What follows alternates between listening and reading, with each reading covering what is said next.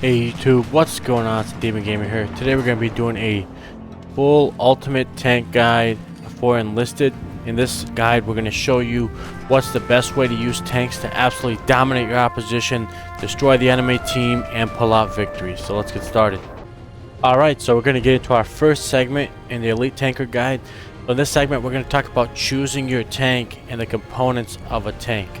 Here I have the A13 MK2 tank for the Allies in the Tunisia map. This tank basically is the starter tank for the Allies. It's not a bad tank, more of a light tank. If you look at the armament, it really doesn't have the best armament in this case. And you can see the armament here in the armament category once you actually select the tank itself, right? So 40mm cannon, not really that great, and then a 7.7mm Vickers machine gun, right? In accordance with that, you also have the maximum speed, which says 47.73 kilometers an hour. In game, feels a lot slower than that. So I'm not sure if that's just the historical speed or, well, you know, what it's supposed to be. But in game, you're going to be going 5 to 10 miles an hour, you know, at most. So that may just be like a historical number right there. If you click on the armor tab at the bottom, right, this is going to show you the armoring and where your armor is strongest on the tank. So this is extremely important because it's just going to show you where you can take hits. This is, by the way, taken straight from War Thunder. So if you ever played with War Thunder tanks, this game is made by the same developer, and they just took tactics from that game and they ported it here. So if you click on the red categories, you're going to see your thickest armor. You know, 30mm is going to show you, you know, where you can take some light shell fire, right, where you won't get pierced. If you click here on the yellow tabs, you're going to see you're a little bit less thick armor. So this is going to show you, you know, where you can take some decent hits before completely getting disabled. And if you click on the green tabs, this is going to show you where you can take the least hits, right? So if you look at around the turret casing, you're going to see that you only have 10mm of thickness, and you're not going to be able to take hits without taking damage, right? You can also get hit in your tracks, so keep in mind, if you get hit in your tracks, your tank will get disabled, just like they do on War Thunder. And one thing I can tell you is if your tank gets disabled, it's almost like a death sentence, because you don't have enough time to kind of get out of the area. So maybe looking at these armor schematics is very important. It can show you where your strengths are in your tank, and it can show you sort of you know, where you can take some of the hits and what you can expose in your tank. If you click on the X-ray view, this is going to show you your crew in the tank. You may say, why is that important? Well, this is important because when you take damage in the tank, your crew themselves will also take damage and lose health. So you may lose people inside the tank, right? So if you look, we have a crew of 4 here. If one of these guys gets killed, like the driver, that means your tank cannot move until you replace that driver, right? So if you get all your gunners get killed, that means that nobody's manning the turret, and you can't fire back or move the turret until you replace your gunners, right, or you move the driver, right? So this is important in the fact that if you lose a crew member, you know which one to replace, right? So if we click on the upgrade path, right, and we're gonna go back to the tank squad, right? What I'm gonna show you guys the upgrades for the tank squad themselves, and some of the upgrades you may want to look into. In general, let's go to the soldiers. If you look at the perks, you want to do things that are related to the tank, not related to combat, right? So what do I mean by that? If you look at this, the first perk I chose is plus 10% speed of changing the seat in the vehicle. That's very important in terms of if somebody gets injured, your crew can quickly change seats in the vehicle, right? As you can see, right, you want to do things that, you know, do faster repair of the tank, to give you more tools, things like that for upgrades. One thing we're going to do is we're going to go to the axis, and we're going to show you that for the Tunisia campaign, you actually start with an armored car instead of a tank. Some people may see that as like a drawback, right? And you can eventually earn 2 light tanks over here to kind of, you know, buff yourselves up. But the armored car is actually extremely useful as well. Its 20mm cannon can penetrate the light tanks that the Allies have if given enough shots. It's not as good as those light tanks necessarily in tank-to-tank combat, but you can penetrate if given the right shots. If you look at the armor, again, you don't really have that much armor. It's pretty thin, to be honest. You can take a couple of hits before getting completely disabled, but you don't have that much armor. And for crew, you have, again, a rear machine gunner, front machine gunner. You have a couple people there. So Even though it seems weaker, the advantage you have with this armored car is you have a little bit more maneuverability, and considering how slow tanks are in this game, that's a huge plus. So I don't see this armored car as a bad thing. And again, for the Axis powers, you still can go to light tanks once you unlock them, right? So that's just the view of the armored car. Alright, the first category we're going to talk about are your tank armaments.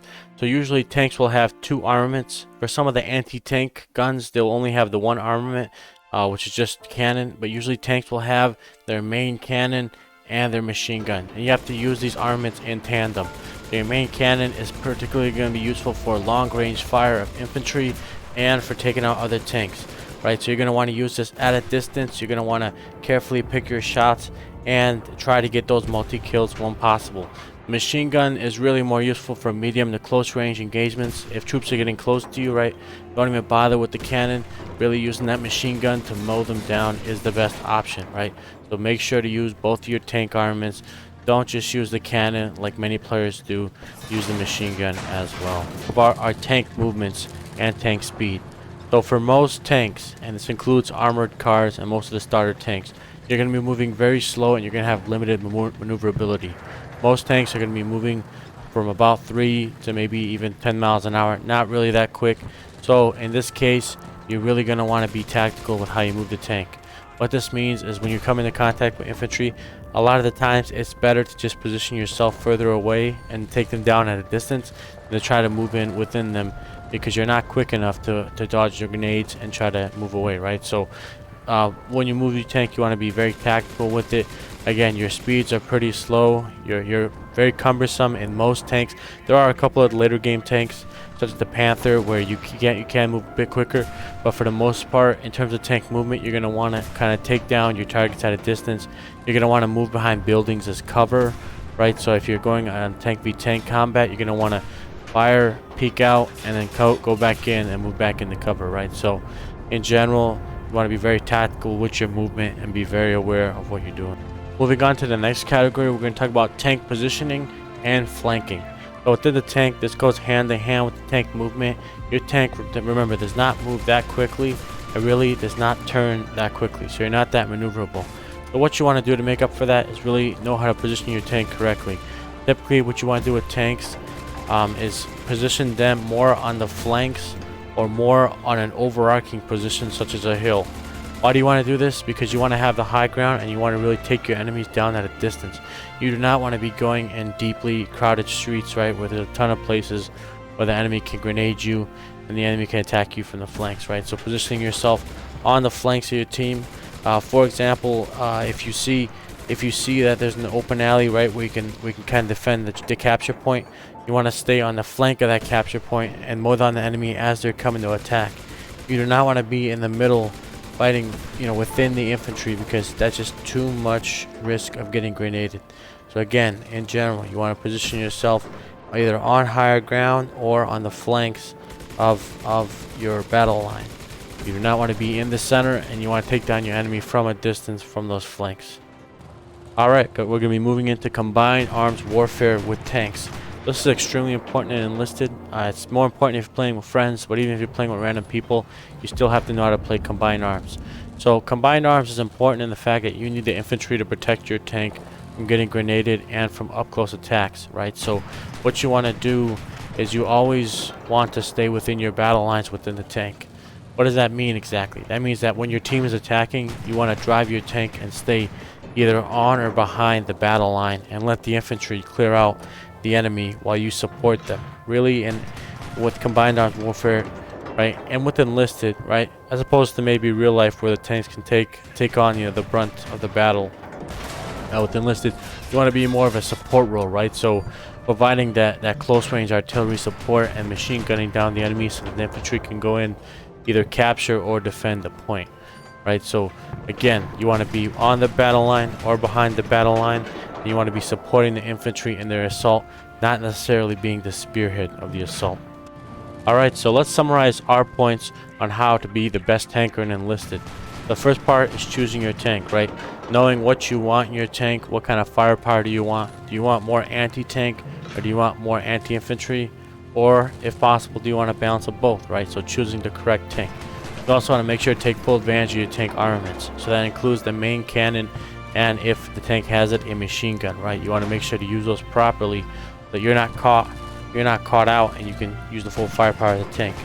You want to make sure to use tank movement to your fullest advantage. Again, most tanks are slow and cumbersome, just like kind of how we really were in World War II, right? So you do not want to be kind of moving along and trying to drive through the infantry. You want to be more sitting in the back and taking your enemy apart from a distance. That goes hand in hand with positioning.